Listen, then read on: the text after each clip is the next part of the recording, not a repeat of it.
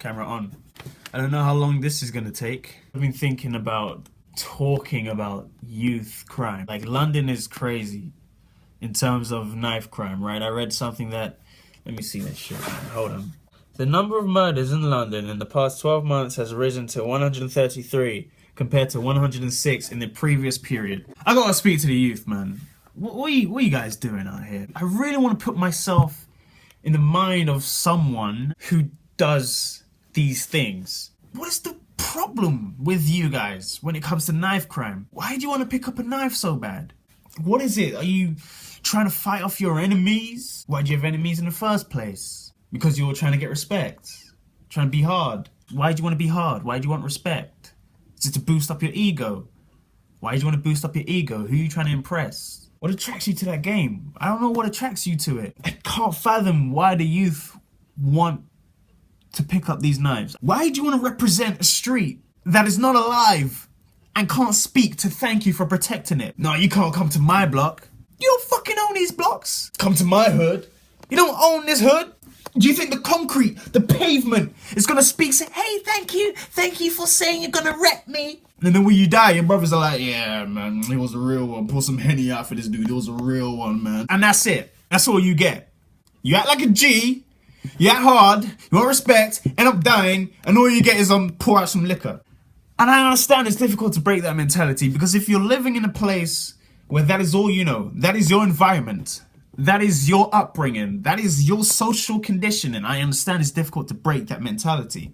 You need to change who you hang around with. The people who you hang around with contributes a huge percentage to the mindset that you deploy when you walk out on the streets and when you're alone as well.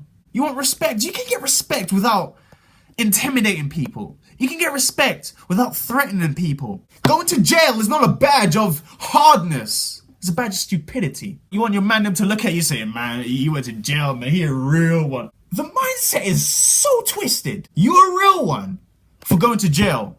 You're a bad man for going to jail. You're someone that shouldn't be messed with because you went to jail. We look at people who went to jail and treat them as if they got a master's degree in law. Shout out to me. What are you seeking from people? You want approval? Youth, listen to me. You want approval? You want people to fear you. You want people to respect you. Why? Have you tried helping people? That doesn't make you feel good. Why doesn't that make you feel good? Are you inherently bad? Are you inherently... It can't be right. I refuse to believe that humans are inherently bad. It's how you grew up. So you look at things around you. You witness people doing these things and you think it's a way of life. And that's not your fault. I blame the environment. I blame your social conditioning. And I blame your parents. If I lived in an area that I knew that teenagers could barely make it to 18 years old, I will not have a child in that environment. And again, I'm not against parents. Every time I speak on parents, but it's so fucking true. Parents, wake up. If you live in an area where teenagers barely make it to adulthood, or not teenagers, children barely make it to adulthood because they're killed by the time they're 16, why are you having children in this area? School, let's go to school. Bullying, prevalent. Wanting to be the top dog, prevalent. When I was in year 7 and year 8, I was pissed scared to go to Hampstead. Every single day, I was like, fuck, I gotta go to school. Whitefield is just across the road, yo. The beef between Hampstead and Whitefield, I remember one particular event. Lord have mercy, how many police cars were on that street, how many knives were confiscated, how many people were arrested. Parents think that if their child comes home smiling, everything's fucking good. The biggest problem that parents make is they ask questions in relation to education. How was school in terms of education? Did you learn anything? How are your teachers? But the things they never ask are the straight up front question. Were you bullied today?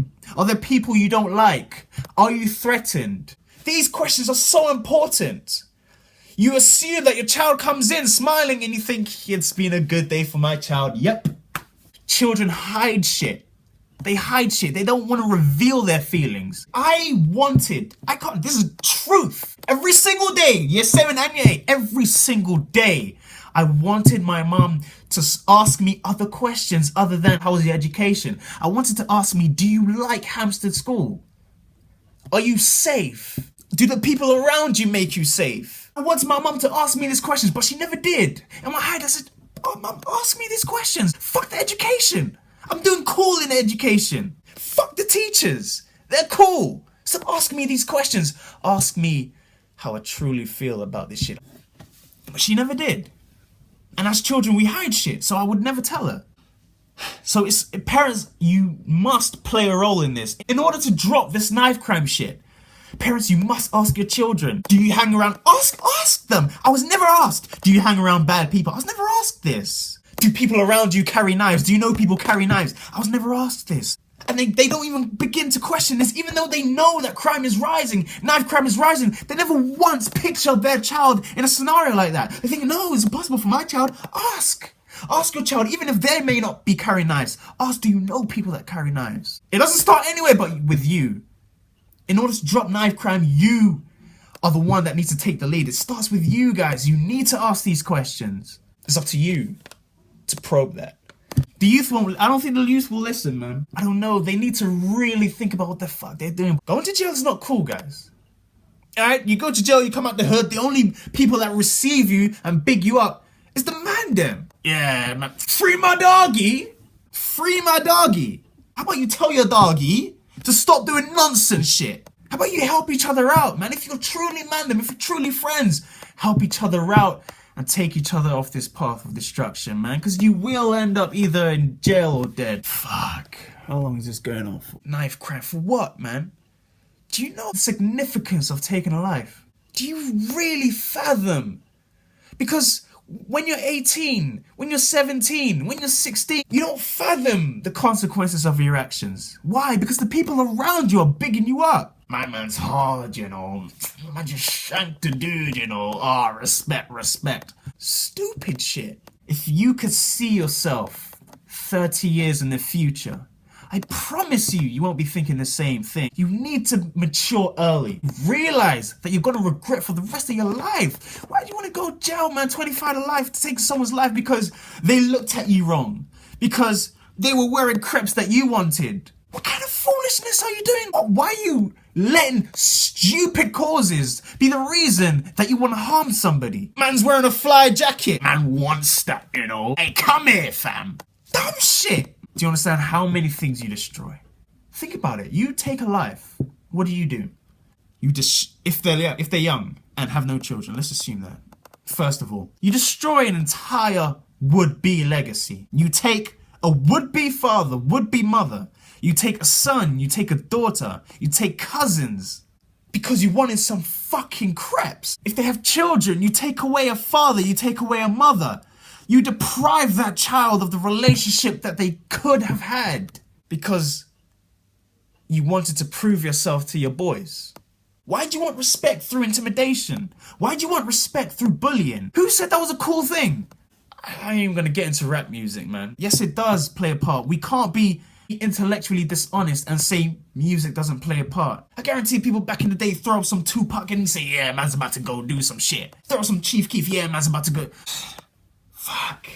It will take more than somebody saying, oh, rap music is contributing. They need to understand it. How do you get these people to understand this? How I'm trying to figure out. You as yourself, when you go home and you look at yourself in the mirror and your man that made around, peer pressure ain't there to say, hey, if you walk away, man, you're a waste, man. That shit's not there. When you look at yourself in the mirror, can you honestly tell me? Fuck that. Can you honestly tell yourself? Can you honestly tell yourself you're proud of what you're doing? Can you say that to yourself? Wake up, youth. I can't imagine taking a life now and me being 50 and living with that shit every single day of my life, regretting. You can't live like that. There is no benefit in harming other people around you. There is no benefit. You want to be the top dog? Cool, man. Go do you, but not at the expense of other people's well-being, at the expense of making a family cry and hurt every day because you took their beloved away. But you man won't listen. Me?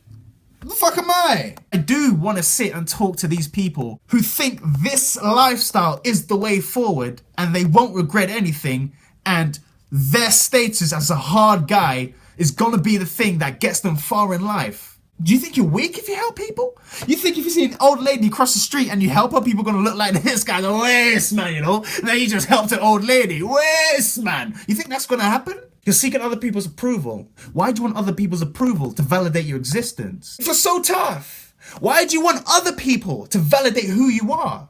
You're living for other people. Think about it. You want to be respected? Other people. You want to be acknowledged? Other people. You want your hardness, your big man status to be approved by other people. So who are you living for? Clearly not living for yourself. That's a hard guy who's living for himself. That's a big man who's living for himself, who does not regard anyone's opinion of them in a way that will validate their existence. That's a tough motherfucker now. In your mind, you think you're hard, but in reality, you're a slave to the opinions of others. Your desire for opinions to be of a high regard for you in this way is taking you to prison, jail, death. Is breeding destruction in our community. You people need to wake up. David Headlam. I don't know if I want to speak on this, but David Headlam, who went to my school, his brother, friends with my brother. I saw this dude, man. I didn't know him. I didn't speak to him, but he would be around the people that I would be around. And I heard him talk. I heard him speak. Good dude, man. Good dude. I remember this dude, man. And I find out that he was murdered. And for what? For what? And then the flipping mugshot pissed me off. You're taking your mugshot, you big man. Look at the camera. Let me see your eyes. Don't look away. Don't. After you just done murdered someone. Look at the camera and prove you're big man. A life gone.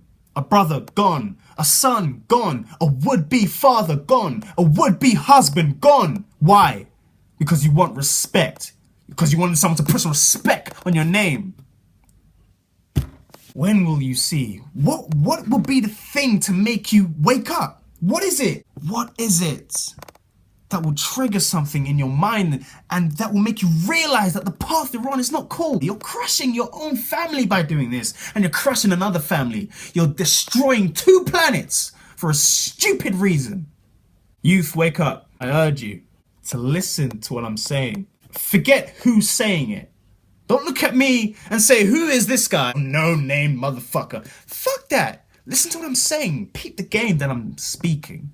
I don't know who will be the person that you will look up to, and if they speak, you'll change your mind. But for years I've been thinking this, and for years I'm saying to myself, I don't want to go into this. I told myself, I don't want to go into this. I'm going to leave that. And I thought to myself, that's willfully ignorant of me. Like, seeing this, I'm not saying anything because, nah, man, that's not for me. I just want to stay. I'm seeing people getting killed, hearing about it, not seeing it, but reading about it. And in my mind, I'm thinking, this is so bad, but I don't want to touch on it. Fuck that, man. I'm speaking out to whoever would listen. 2, 3, 4 people. I don't give a shit. You know what Tupac said in his 3rd verse of Troublesome 96, which is one of the most powerful lyrics of all time, in my opinion. He said, Negroes busting shots. He didn't say he said, but I'm not going to say it. He said, Negroes busting shots like they lost their mind. Like 25 to life never crossed their mind. Tell me young Negro never learned a thing. Dead at 13 because he yearned to bang. Sent a lot of flowers, but how can I cry? Try to warn that little Negro either stop or die.